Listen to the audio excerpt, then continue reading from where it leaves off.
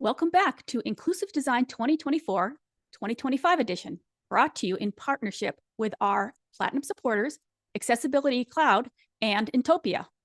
You can follow us on Mastodon and Blue Sky, and if you have questions for the presenter, post them using the ID24 hashtag. You can also post questions in the YouTube chat.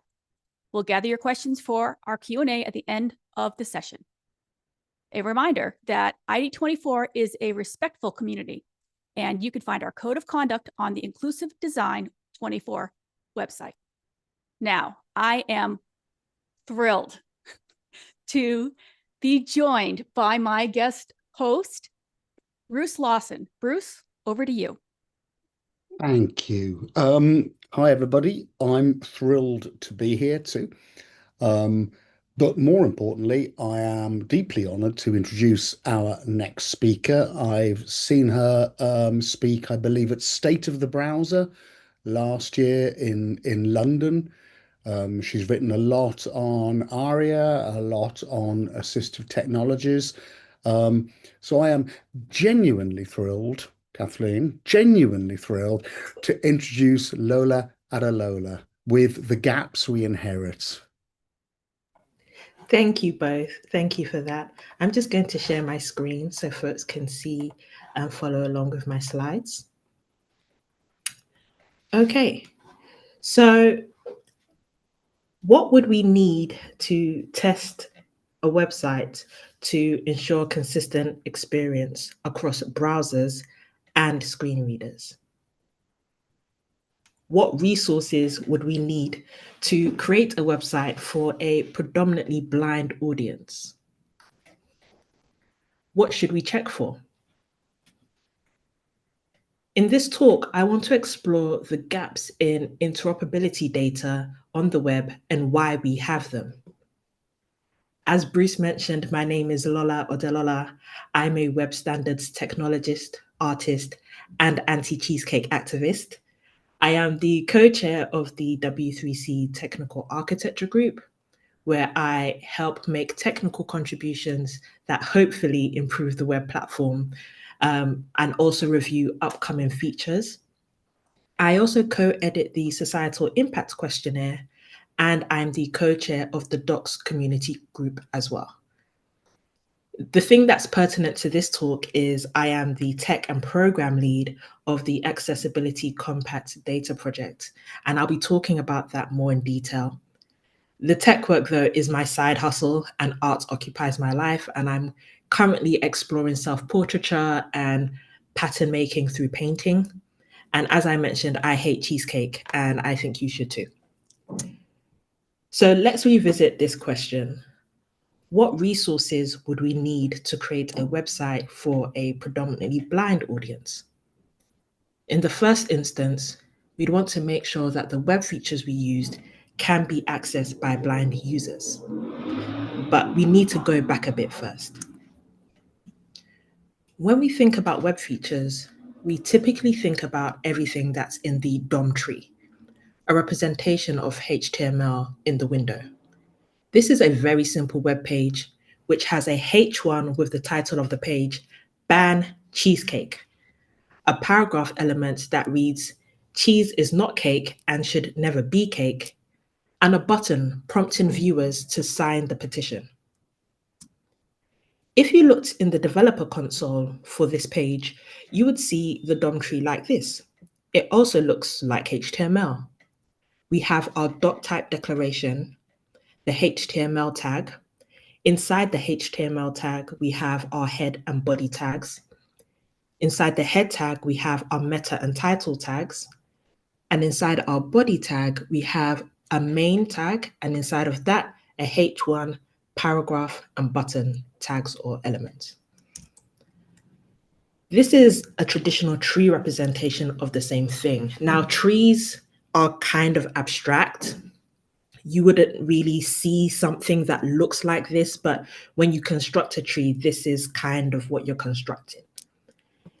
Even though the developer tools shows you something very similar to HTML, HTML is not the same as the DOM tree.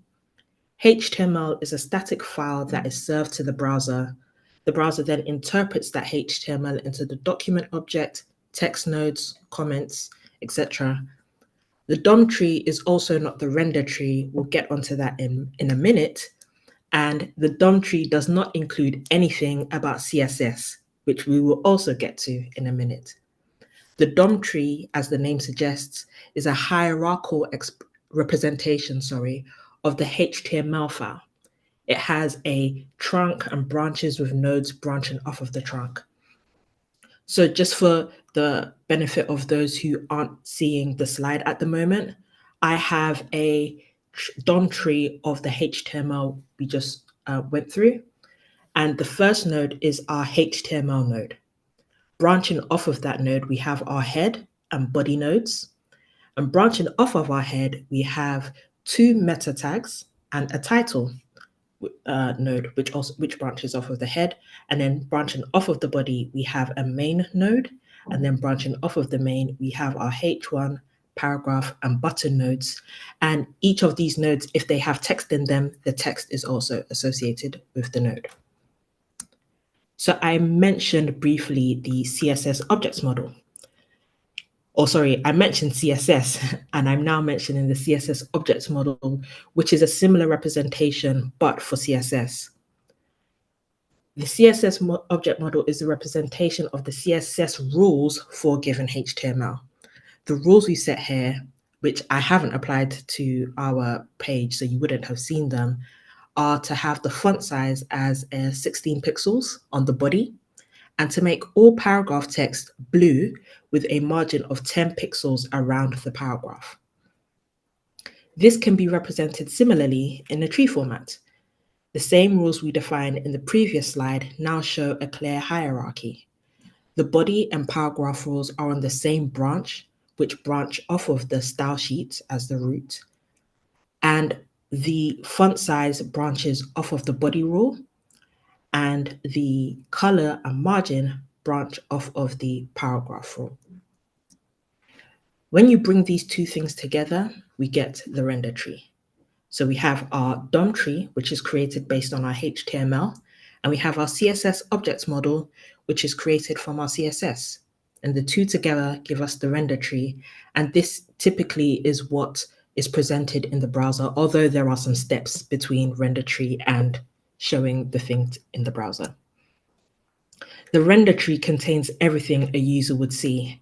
This is a very dense bit of tree, I suppose, which is everything we've just covered. Our HTML, our CSS, as the DOM tree and CSS objects model together. But if we focus on just one small part of the render tree, the paragraph element, we see that the root branch is a render block. And each CSS rule has its own branch as well as the text that's in the paragraph. The display is block, and this is the default CSS rule from the browser's CSS.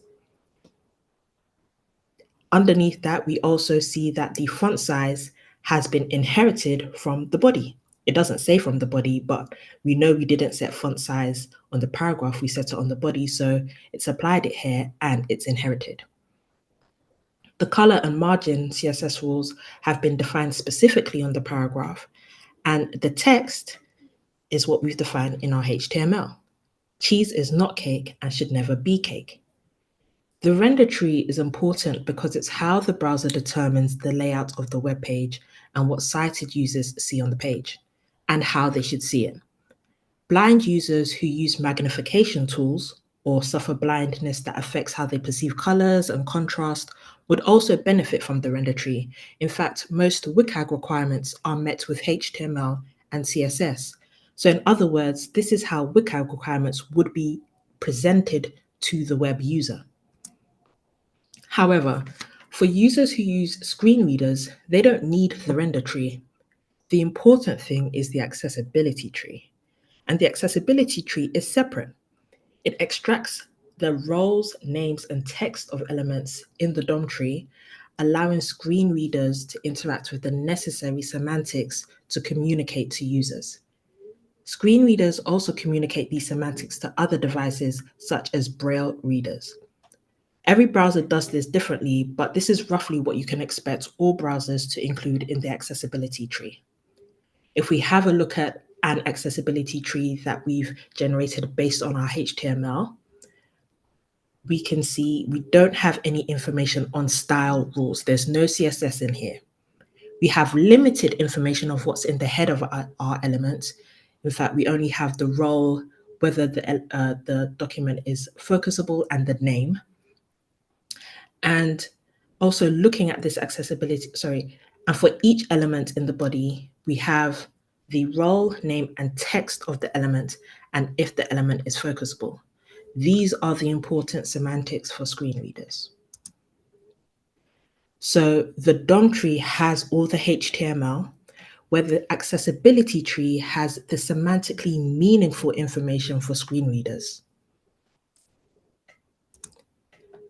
The DOM tree is standardized in the DOM standard, which is worked on in the Web Hypertext Application Technology Working Group, a very long title, and is typically referred to as WHATWG. And they also work on the HTML standard. This makes it easier for there to be interoperability between browsers as they agree on what should be in the DOM tree and how the DOM tree should operate. So we've established that the screen reader users need accessibility tree, not the render tree, but this raises an important question. Who actually decides what should be in the accessibility tree? This isn't arbitrary. There's a whole ecosystem of specifications and APIs that govern this. However, the accessibility tree itself isn't standardized, so there's a little bit of flexibility in how browsers implement the accessibility trees. But as I mentioned, there are a series of specifications that specify how web features are mapped to platform accessibility APIs. I'm going to be saying the words platform accessibility APIs a lot in the upcoming slides, but I promise I'm going to explain what they are eventually. So please try and stay with me. The four most relevant to the people who work on the web the documents most relevant to the people who work on the web are the accessibility API mappings. These are not the same as platform accessibility APIs. These are the mappings for those APIs. And the four most relevant to those who work on the web are HTML accessibility API mapping, also known as HTML AAM, core accessibility API mappings, also known as core AAM, SVG accessibility API mappings, also known as SVG AAM, and accessible name and description computation.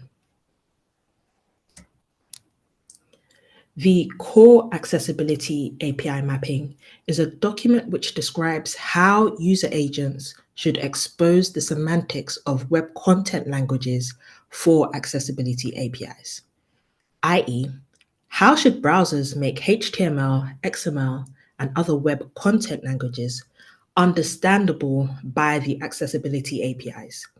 We're going to discuss, as I mentioned, the APIs in more detail soon, but here we're concerned with how do the APIs even understand the HTML? And so we have an example here, and in this example, we are defining how the link role, which is an ARIA role, should be exposed to Accessibility API 1 and Accessibility API 2. So any HTML element that has the role of link will follow these instructions to expose the elements to both accessibility APIs. And there are different instructions for each API. So in API 1, we want to send the role, the state, another state, and an interface. And for API 2, we want to send a control type and a control pattern.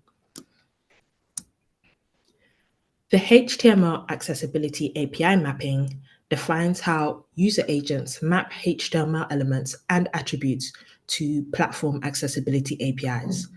Unlike core, this doesn't define the roles. Instead, it focuses on HTML elements and what roles they should have to be mapped correctly to the APIs. And so in this example, we have how our core roles should engage with various, we have how our core roles should engage with various accessibility APIs. Then in our HTML accessibility API mappings, we define what role each element should have and give, and which role the element should use for the API. So in this case, the A element with a non-empty href, that means it has a href attribute, should have a role of link, which, if you remember, we just covered the link role defined in the core AAM, and should use the role mapping defined in the core to engage with the various APIs. And so we have, in this example, we have said that an anchor tag with a non-empty href has a link role. And for API 1, it should use link role instructions. And for API 2, it should use link role instructions, which are both defined in the core AAM. So these documents talk to each other, basically. Roles aren't the only important semantics that need to be defined for these APIs. We also need to define the accessible name and description computation, and there's a document for that. And in this document, it's an algorithm detailing how user agents determine the names and descriptions for accessible objects so that assistive technologies can present those names and descriptions to users. And now we are here to explain these APIs, the platform accessibility APIs. So the DOM tree only has to consider the browser. It only ever has to consider what's going on in the browser. However, the accessibility tree also has to consider the platform and operating system level APIs, which are mostly closed sourced and proprietary, although not all of them are, and don't liaise with each other in the same way browser specifications do. So each platform has a different way of interpreting the data it receives and requires different instructions to properly interpret that data. I'll show you an example in a moment, but there are 4 that we mainly interact with. The first is iAccessible2, which is, I think, an addition onto Microsoft Active Accessibility, which is typically for older Windows machines, if I understand correctly. And then we have the Windows UI automation, which is also Microsoft owned and typically for newer Windows machines and operating systems. Then we have the Linux Genome Accessibility Toolkit, which is also known as ATK, and then the Mac OS Accessibility Protocol, which is also known as AXAP. So if we go back to our link role, now we're not just talking about Accessibility API 1 and Accessibility API 2, we are talking about how should the link, what needs to happen for the iAccessible2 to realize that the anchor tag has a link role. And for that to happen, we need to send it the role. And in this case, that role is role system link. We need to send it the state. We need to send it another state. And we need to send it an interface. And that is only for the iAccessible2 platform API. For the same role of link to be sent and work with the Windows UI automation API, we need to send it the control type of hyperlink and the control pattern. So even within the Microsoft systems, there are 2 different APIs that require 2 different things for the same role of link. So you can imagine now how that becomes even more complicated when you add more platform APIs to the list, such as Mac OS's AXAP and Linux's ATK. Each screen reader uses one of these platform APIs depending on the operating system the screen reader is available on. So JAWS and NVDA both operate on Windows and use the iAccessible2 or the Windows UI automation, while VoiceOver is available on Mac OS and uses the Mac OS Accessibility Protocol, and Orca is available on GNOME, which is a popular Linux distribution, and uses the Linux Accessibility Toolkit. So just to recap, we have a group of spec definitions in the core HTML accessibility API mappings and in the accessible name and description computation documents, which say how the accessibility tree is constructed and how what's in the accessibility tree moves from there to the platform. The accessibility tree then passes those semantics, as I mentioned, to the various platform APIs, which pass it to the assistive technology, the screen reader, which then passes it to the user. These steps can kind of be grouped into how the semantics in the HTML of a given page move from the browser to the operating system to the user. Okay, that was a lot. So let's pause for a moment and switch gears a bit. If we wanted to build our anti-cheesecake page for sighted users, how would we know that the paragraph, H1, and button tags would render as we expect across browsers? Well, on the Mozilla Developer Network, aka MDN, there's a support table on the reference page for elements that shows which browsers support the elements and in what versions. This means that when we are looking up how to use a H1 or what attributes can be used with a H1, the support data is also right there. Or if we already knew how to use a H1, we might go to Can I Use, which only has that support data and no reference information if we wanted to get straight to it. Or maybe we wanted something even more simplified. So we would use the baseline banner, which is on top of every MDN reference page as well. The baseline banner uses a green, yellow, red system to indicate the level of support for the feature. It's always advisable to look at the actual table at the bottom of the page to get a more nuanced understanding though. Or maybe we wouldn't even want to leave our IDE and the support data would pop up as we're typing along with some additional documentation. This is currently available, but only for CSS properties in JetBrains WebStorm and Visual Studio Code.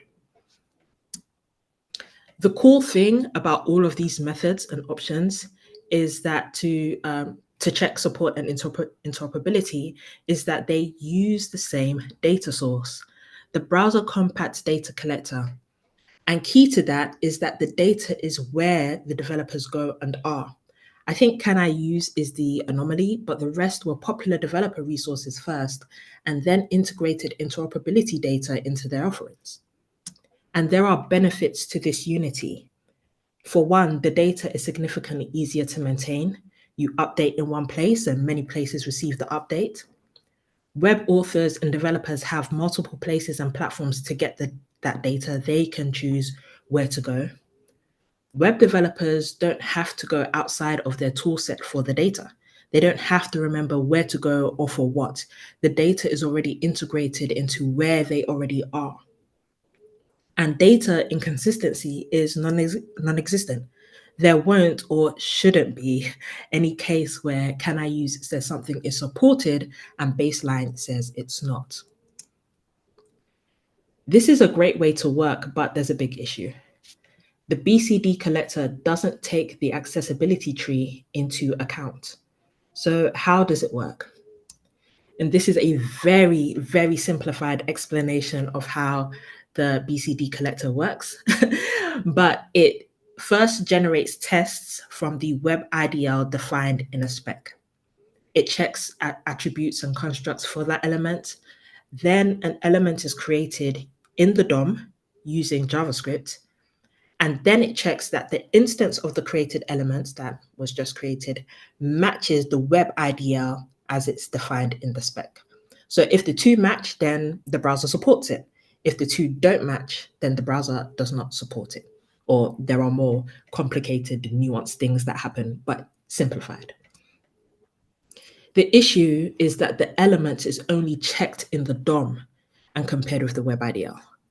There are no checks that the element is created in the accessibility tree with the correct semantics defined in the various accessibility mappings. And remember, the accessibility tree and the DOM tree are separate. So the BCD collector doesn't know the correct name, roles, and text are being set on the accessibility tree.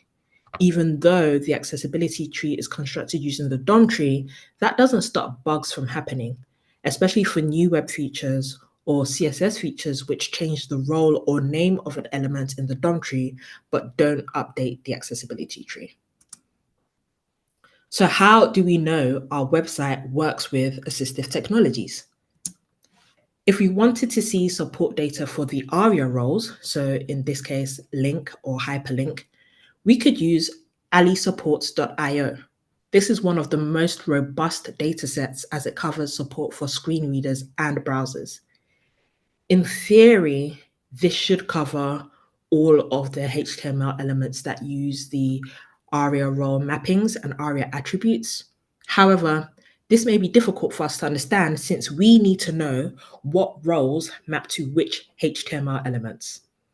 The data is also incomplete in places as it relies on volunteers to contribute and update. PowerMapper is another good resource that takes it a step further than Ali support in that it gives support data for the HTML element across screen readers and browsers. However, the data is closed sourced, well, as far as I could tell.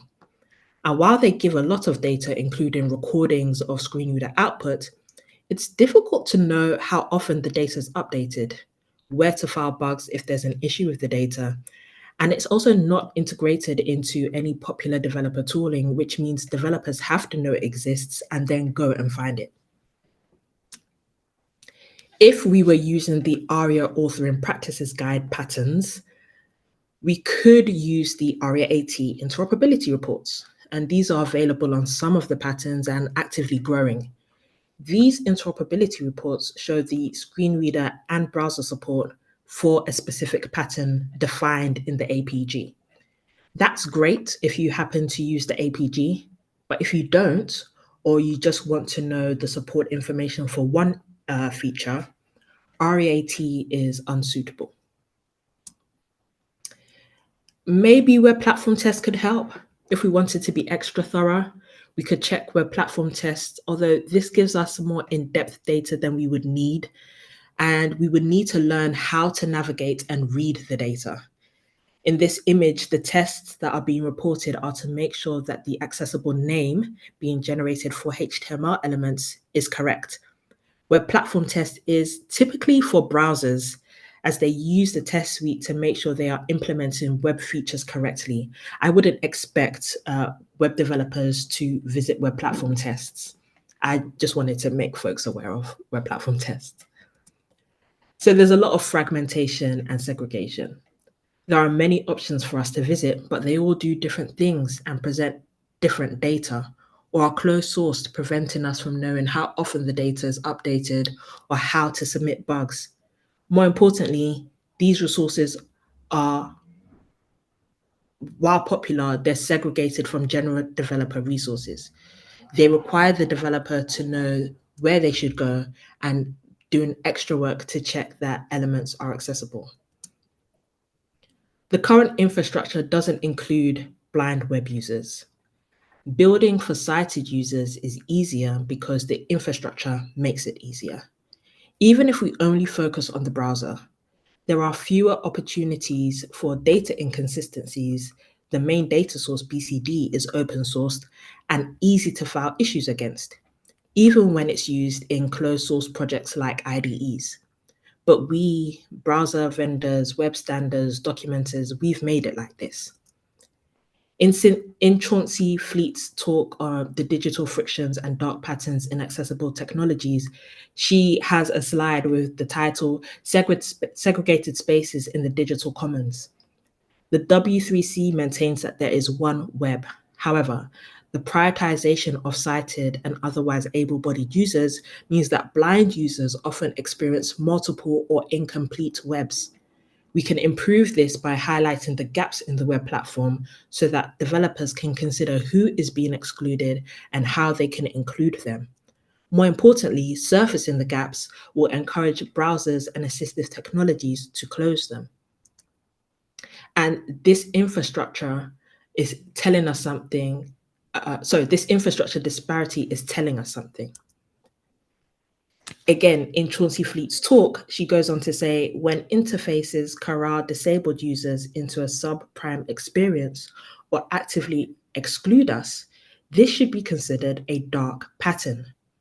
As it stands, the lack of reliable and easily accessible interop data encourages web developers to create websites that employ these kinds of dark patterns, even if accidentally. For example, there's an assumption that if a web feature is correctly exposed in the DOM tree, then it's also exposed in the accessibility tree. This leads to developers not fully testing their websites, causing at best a poor experience and at worst an exploitative web experience for blind users. It's not news that sighted users' web experiences are prioritized, not just by web developers, but also by browser vendors, web standards, and documentation platforms. Shiny new features are created sometimes without consideration of accessibility and other times with as much consideration as a very small team can offer. While new web standards do undergo accessibility reviews, reviewers do so on a voluntary basis, and browser vendors can market a new feature before the specification has even been reviewed. Similarly, as I mentioned before, the BCD collector doesn't take the accessibility tree into consideration, which means that neither does the compact table on MDN reference pages, baseline, or Can I Use, or any platform that relies on BCD data. A web feature wouldn't be labeled as supported if a sighted user couldn't interact with it. The first design principle from the W3C Web Platform Design Principles is put user needs first. This includes disabled users. Disabled user needs come before the needs of the web page authors, which come before the needs of the user agent implementers, which come before the needs of the specification writers, which come before theoretical purity. And so what decisions have we made easy and which have we made hard? In Langdon Winners Do Artifacts Have Politics, he says, consciously or not, deliberately or inadvertently, societies choose structures for technologies that influence how people are going to work, communicate, travel, consume, and so forth. In the process by which structuring decisions are made, different people are differently situated and possess unequal degrees of power, as well as unequal degrees of awareness. We have made it difficult for web developers to be aware of disabled users, and in this case specifically, blind users. While there are many browsers, for the most part they work together to be interoperable, the same can't be said for the operating systems who create the accessibility platform APIs. That, coupled with the lack of data integration into developer resources, making developers seek out accessibility data instead of giving it to them where they are, we have chosen a structure for web development that has influenced web developers to discount blind users. And the issue is hard, but not impossible to crack.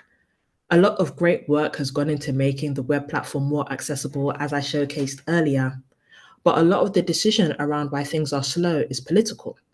It's about how companies spend money, and not enough money is being spent on accessibility. Let's look at a real world example of how these issues can manifest. And I'm sure Adrian's gonna love that I'm platforming him here.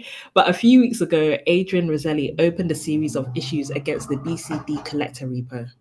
There was a bug, the same bug in the mark, deletion, insertion, and strike-through elements, and it happened using VoiceOver with the Safari browser. The issue was that the screen reader wasn't reading some of the preceding text, and if so, if we had a paragraph element that said, "Hi, my name is Stacy," with Stacy enclosed in a mark element, only Stacy would be read by the screen reader. This only happened in VoiceOver. Other screen readers had the right output. And it only happened with VoiceOver in Safari. So VoiceOver with Firefox and other browsers also worked as expected.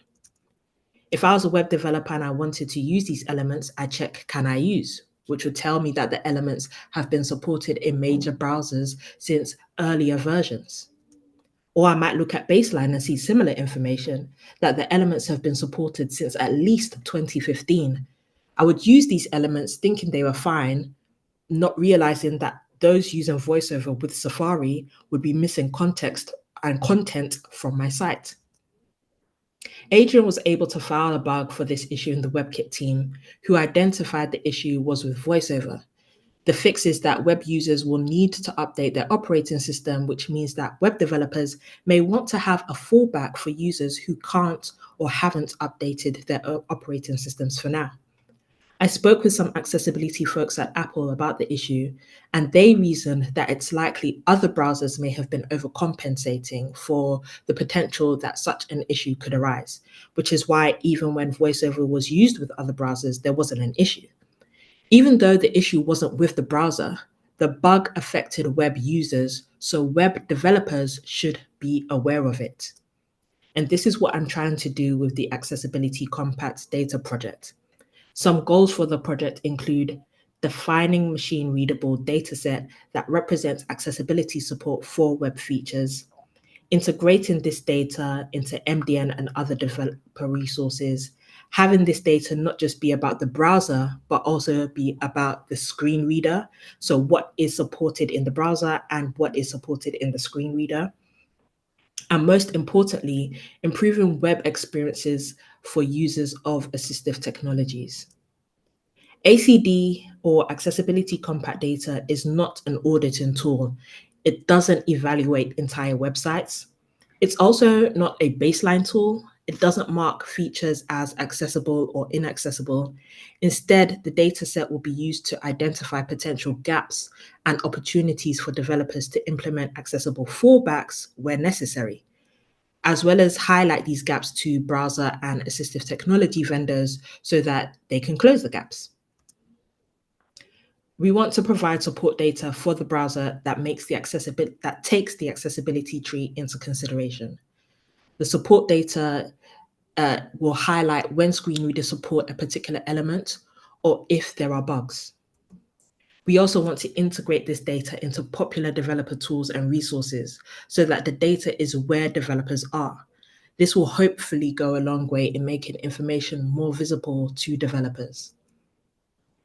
We want the impact hopefully to be that users will be more catered to, blind users will be more catered to. Web developers will know where they need to fill holes, and assistive tech and browser vendors will be more aware of bugs so those holes won't exist in the first place or exist for just a short time. And spec authors will be encouraged to write accessibility tests for their web features. In our real-world example, ACD could have helped by highlighting the issue to web users either by changing the support status of the mark, deletion, insertion, or strike-through element, or adding a note to these elements, investigating the issue to try and see, is it with the browser or is it with the screen reader, filing a bug against the appropriate repository. So in this case, the bug was filed with the WebKit team, but most browsers are open source and we can have conversations with assistive technology vendors. And we'd be tracking the bug so that once it's fixed, we could update the support status in our data or add a note if it's possible that some users may still be affected even with the fix. So in this instance, if you are a web user using an older version of the operating system, you may still be affected by this. And so we would add that as a note. And we have a lot of support. We have already started working on this project. We are in the research phase, the prototype phase at the moment, but we have had amazing support from the likes of the Ali Project and Open Web Docs who have given some funding towards this. And so I can work on this, which is great. We also have support from Microsoft and Mozilla, Tetralogical, Apple, and a group of indie accessibility professionals and just individuals who care. Right? Like this is definitely a community effort. And even though I'm one of the people who is leading the charge, it's definitely not just me. But you can definitely get involved. We want to improve the accessibility interoperability ecosystem by making it easier for developers to know when there are issues, where they are, and develop accessible web experiences for web users. We want to improve the frequency of accessibility bugs on the platform, which is to say we want to reduce the amount of accessibility bugs on the web platform. And if you'd like to help us do that, you can find me on Blue Sky or Mastodon as Lola Odelola, on GitHub as lola-s/lab/accessibility-compact-data, or you can sponsor at give.lolaslab.co. And that's it from me. Thank you.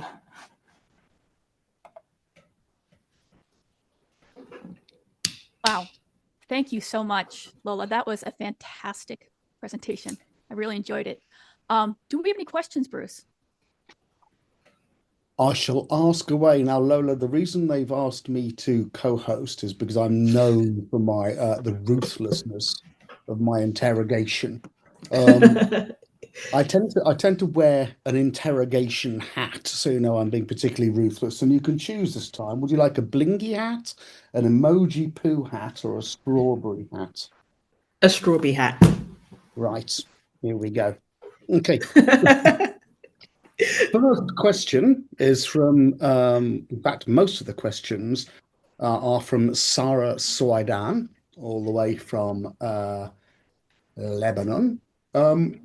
Could you, I mean, it seems like it's amazing that accessibility works at all when the browser has to make an accessibility tree parallel with the rendering tree, and that has to talk to the assistive technology, which has to understand it and then pass that on to the user either audibly or through a braille display. Why is it that different stuff can get fed into different accessibility trees? Why isn't it all one standard? I don't actually know. First, thank you, Sarah, for asking.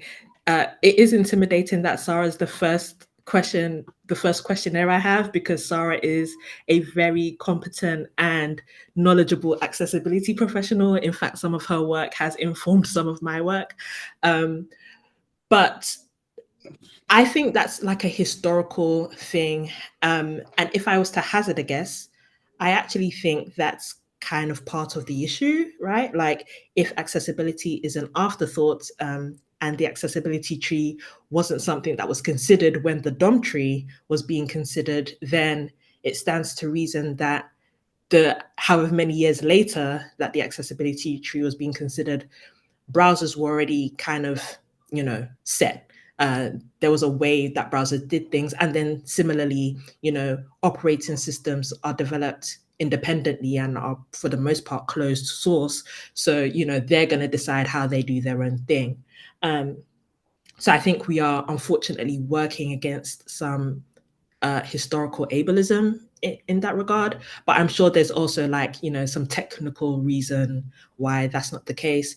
And even though there isn't an accessibility tree standard, I think folks who work in web standards have tried to kind of fill that gap with these AAM documents, with these mappings documents, to try and, kind of not build an accessibility tree standard, but at least have some definitions that are agreed upon by browsers together as well. Thank you, Lola. About last year, I think I did a podcast with Leonie Watson, and one of the things she said that a lot of people who are doing accessibility testing worry too much about is if something is announced differently in JAWS than in Yeah. NVDA or TalkBack, because each platform or combination of platforms has its own way of doing things, and Yeah. people often switch between them. But ruthless interrogator Sarah Swidan also asks, I don't know what you've done to upset her, Lola, because she's asking. But Sarah also asks, how can you know which accessibility API a screen reader uses? For example, there are two APIs on Windows. Mhm. Which one is used when, and how does that affect the announcements in the screen reader? And does that matter? And so, first of all, the announcements on the screen reader, Leonie's right. Those don't matter too much. The thing that matters is that something is being announced when it should be announced. Mhm. And that's the thing that our data cares about. What is being announced is often up to these platform APIs, and they may make decisions to announce things in a particular way because it fits in with their ecosystem and etc. In terms of how do you know, out of the 4 platform APIs we pay attention to, only 2 of them may have a bit of confusion around them. If Mhm. someone is on a Mac OS machine, they can only use one platform API. If someone is on a GNOME Linux machine, typically they are only using the GNOME API. Or at least those are the ones that we track and that we follow and that we integrate with. On Windows, as I understand it, the iAccessible 2 and the UIA, the thing that makes them different is how old they are and the machines that use them. But again, we don't need to be concerned about that.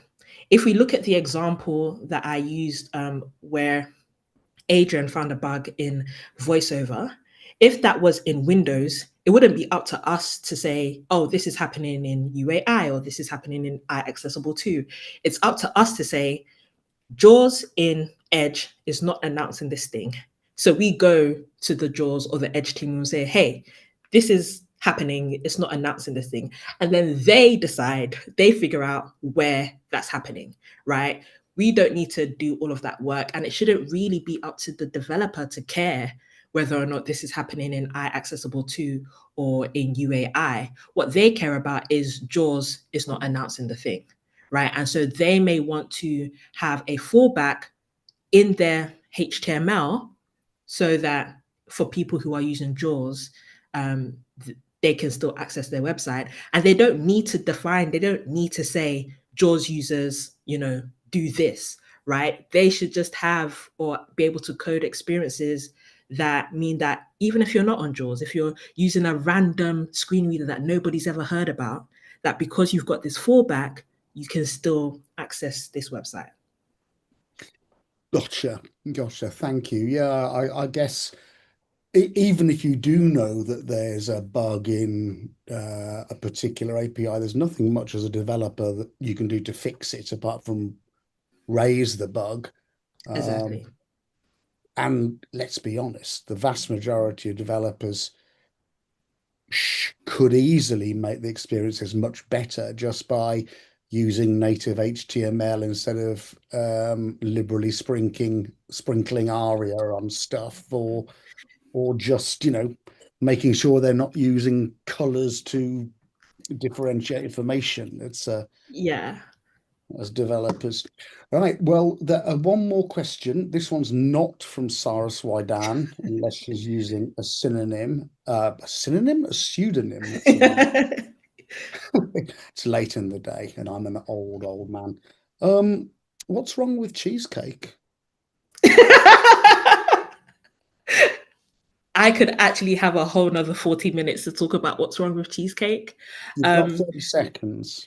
The main thing is that I have a big issue with cheese as desserts. Cheese should not be sweet. I've never tasted sweet cheese that tastes good as well. And also a lot of cheesecake, not all, but a lot, includes fruit and like fruit, like substrates or whatever, like things that are made from fruit. And I don't like the idea of that. Sorry. I don't think that should be a thing. And no, I also don't like cheese and fruit on cheese boards either. So yeah, 30 seconds down, that's what's wrong. I feel bad actually, because before this, my lunch was some chopped up watermelon mixed with feta cheese. So I mean, it's not cake, but it's a fruit and cheese mix. Am I no longer your friend? Bruce, we have to have words. We have to have words. Well, here you heard it, folks. Cheesecake should not be a thing. I would remind all of the audience that WCAG stands for Wensleydale Cake Appreciation Group, and so Lola is going to be drummed out of WCAG Club. Lola, thank you ever so much for the talk, and thank you ever so much for answering the scary interrogation from Sarah and myself. I wish you a Damascene conversion in your anti-cheesecake modus vivendi, but each to their own. Thank you so much. Thank you. Thank you, Bruce, and thank you, Kathleen. Thanks again, Lola. This was fantastic. So everyone, if you like this session, hit that YouTube like button. And don't forget, you can subscribe to the channel to be kept in the loop for future ID24 events. Now, Inclusive Design 24 is brought to you thanks to our Platinum supporters, Accessibility Cloud, and Intopia. Cheesecake on my mind. More cheese and fruit for me. Our silver supporters, Intuit. Our bronze supporters, the Law Office of Laney, Feingold, Mantis and Company, and Vispero. Inclusive Design 24 will be back on the hour with our next session. See y'all then.